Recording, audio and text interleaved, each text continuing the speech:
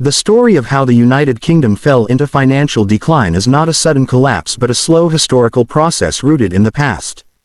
To understand this decline, one must step back into earlier centuries when Britain stood at the center of global power. The past of the United Kingdom is marked by extraordinary success followed by long adjustment. The decline did not begin with one mistake or one crisis but with the gradual erosion of advantages that once seemed permanent. In the 18th and 19th centuries, Britain was the first industrial nation. Its factories, its coal reserves, its naval strength and its financial institutions gave it unmatched influence. London became the heart of global trade and finance. The pound sterling served as a trusted currency across continents. This dominance shaped British thinking. Success in the past created confidence but also complacency.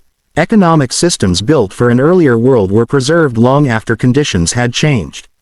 Industrial leadership in the past relied heavily on manufacturing textiles, steel, shipbuilding and machinery.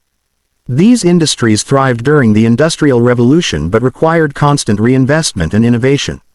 Other nations studied British methods and eventually surpassed them. Germany and the United States invested heavily in new technology, education and industrial organization. Britain often relied on existing capacity rather than transforming its productive base. The past success of British industry made change appear unnecessary. The British Empire also shaped financial behavior. For generations, wealth flowed into Britain from colonies through trade, raw materials and financial services. This external income masked weaknesses at home. When profits arrived from abroad, domestic inefficiencies were easier to ignore. The imperial system encouraged finance and trade rather than modern manufacturing. Over time, this created an imbalance. Britain earned money by managing wealth rather than creating new productive capacity. The First World War marked a major turning point. The conflict drained financial reserves, destroyed infrastructure and forced Britain into heavy borrowing. The war disrupted trade networks and weakened industrial output.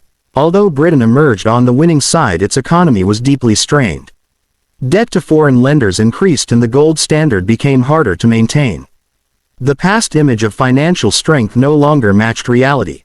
After the war, Britain attempted to restore pre-war economic conditions. Policymakers believed that returning to old systems would restore old power. The decision to return to the gold standard at a high exchange rate reflected this thinking. In practice, it made British exports expensive and uncompetitive. Unemployment rose, especially in industrial regions. The attachment to past financial prestige delayed necessary reform. The interwar period exposed structural weaknesses. Heavy industries declined while new sectors grew slowly. Social inequality widened and regional disparities deepened. The global economic crisis of the 1930s further reduced demand for British goods. While some nations embraced large-scale industrial modernization, Britain struggled with political division and cautious policy. The memory of past greatness shaped expectations but did not solve present problems. The Second World War imposed even greater financial strain. Britain again financed survival through debt and sacrifice. Infrastructure was damaged and exports collapsed. When peace arrived, the country faced enormous reconstruction costs. The empire began to dissolve and with it the flow of imperial income. The past model of wealth generation no longer applied. Britain now needed to compete in a world where former colonies and war-damaged nations were rebuilding rapidly. The post-war government expanded public services and created a welfare state. These reforms improved social stability but increased public spending. At the same time, industrial productivity lagged behind competitors. The past industrial base was aging and investment was insufficient. Nationalized industries often lacked efficiency and innovation. The balance between social goals and economic performance proved difficult to manage. During the 1950s and 60s, Britain faced repeated balance of payments crises. Exports failed to keep pace with imports. The pound was devalued more than once. Each crisis reflected deeper issues rooted in the past. Education systems were slow to adapt, technical training lagged, and management practices often resisted change. The financial sector remained strong but manufacturing declined steadily. A recurring theme in British economic history is the preference for finance over production. London retained its status as a global financial center. Banking, insurance, and currency trading flourished. While these sectors generated income, they also drew talent and investment away from industry. The past role of Britain as a financial hub reinforced this pattern. Wealth increasingly depended on transactions rather than tangible output. The loss of empire also altered Britain's global position. Former colonies pursued independent economic paths. Preferential trade arrangements faded. Britain had to compete on equal terms in global markets. Entry into the European Economic Community was an attempt to adapt. However, adjustment required restructuring industries and changing trade patterns. These changes were politically and socially difficult. The economic turbulence of the 1970s further weakened confidence. Inflation rose, unemployment increased, and industrial disputes disrupted production. Energy crises exposed dependence on imports. Although North Sea oil provided temporary relief, it did not reverse long-term decline. The underlying issues had deep roots in the past, including underinvestment and reliance on outdated structures. Later reforms shifted the economy further toward services. Financial deregulation strengthened the City of London. Growth returned in certain periods, but it was uneven. Manufacturing continued to shrink as a share of output. Regional inequality widened again. Prosperity concentrated in the southeast while former industrial regions struggled. This pattern reflected historical development rather than short-term policy alone.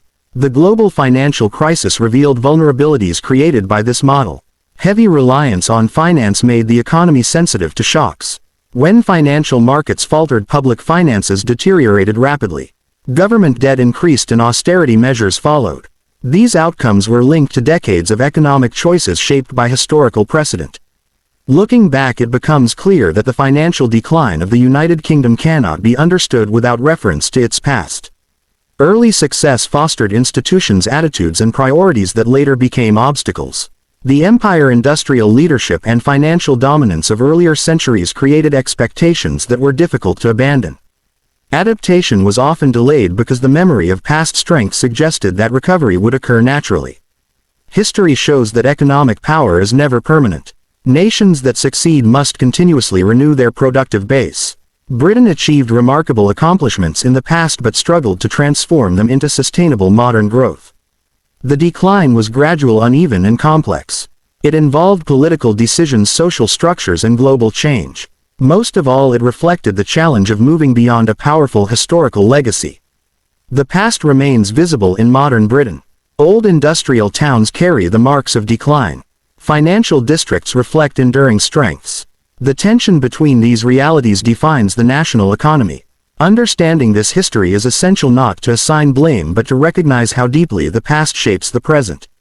Financial decline did not arise from failure alone but from success that was not fully adapted to a changing world. In this sense, the story of Britain is not unique. It illustrates a broader lesson about economic history. Dominance creates habits and habits resist change. The past can be both a foundation and a constraint. For the United Kingdom, the weight of history influenced financial choices for generations. Only by understanding this long process can one fully grasp how a nation that once led the world entered a period of financial decline.